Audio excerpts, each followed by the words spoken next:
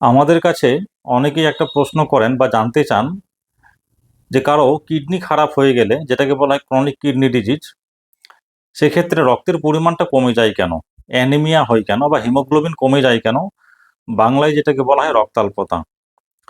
তো আজকে এই ভিডিওতে আমি সেই কারণগুলো বলবো, যে সমস্ত কারণে ক্রনিক কিডনি ডিজিজ হলে রক্তের পরিমাণ কমে যায়। প্রধান কারণ হচ্ছে যে কিডনি থেকে একটা হরমোন তৈরি হয়, যার নাম হচ্ছে এরিথ্রোপয়েটিন। এরিথ্রোপয়েটিন যেটা করে সেটা হলো যে মানুষের যে অস্থিমজ্জা বা বোন ম্যারো আছে, সেইখানে গিয়ে লোহিত রক্তকণিকা বা আরবিসি তৈরিতে সাহায্য করে। তাহলে যদি ক্রনিক কিডনি ডিজিজ হয়, যেটা হবে যে এরিথ্রোপয়েটিনের প্রোডাকশনটা কমে যাবে বা কম হবে, যার ফলে আরবিসির ম্যাচুরেশন হবে না, আরবিসির নাম্বারটা কমে যাবে এবং রক্তাল্পতা দেখা দেবে।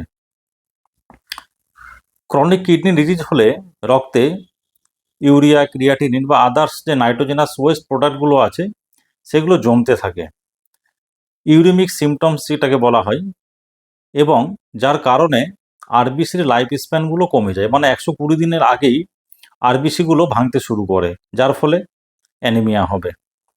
ইউরিমিয়া সরাসরি বোন ম্যারোকে অর্থাৎ অস্থিমজ্জাকে সাপ্রেস করে, যার ফলে আরবিসিগুলো ঠিকঠাক মতো তৈরি হতে পারে না, যার কারণেও রক্তাল্পতা তৈরি হয়।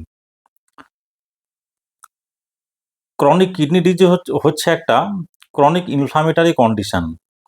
যে কোনো ক্রনিক ইনফ্লামেটারি কন্ডিশনে মানুষের শরীরের মধ্যে যে আয়রনগুলো স্টোর থাকে সেগুলো মোবিলাইজ করতে পারে না, অর্থাৎ আয়রনের একটা ডেফিসিয়েন্সি হয়। যদিও শরীরের মধ্যে স্টোরটা ঠিক আছে, আয়রন কমে গেলে হিমোগ্লোবিন তৈরি হবে না, আরবিসিগুলো ঠিকঠাক তৈরি হবে না, যার ফলে একটা রক্তাল্পতা তৈরি হয় বা হিমোগ্লোবিনের মাত্রাটা কমে যায়। যে সমস্ত রোগীদের ক্রনিক কিডনি ডিজিজ থাকে এবং ডায়ালিসিস চলছে, সে ডায়ালিসিস বারবার হলে একটা ব্লাড লস হয়, যার কারণেও রক্তে হিমোগ্লোবিনের মাত্রাটা কমে যায়।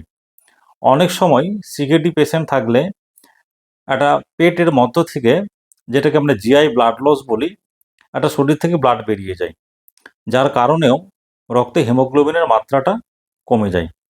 তাহলে বুঝতেই পারছেন যে ক্রনিক কিডনি ডিজিজ হলে এই সমস্যাগুলো দেখা দেয়। আরেকটা যেটা হয়, যেটা বললাম নিউট্রিশনাল ডেফিসিয়েন্সি। তো আশা করছি ভিডিওটা আপনাদের ভালো লাগবে।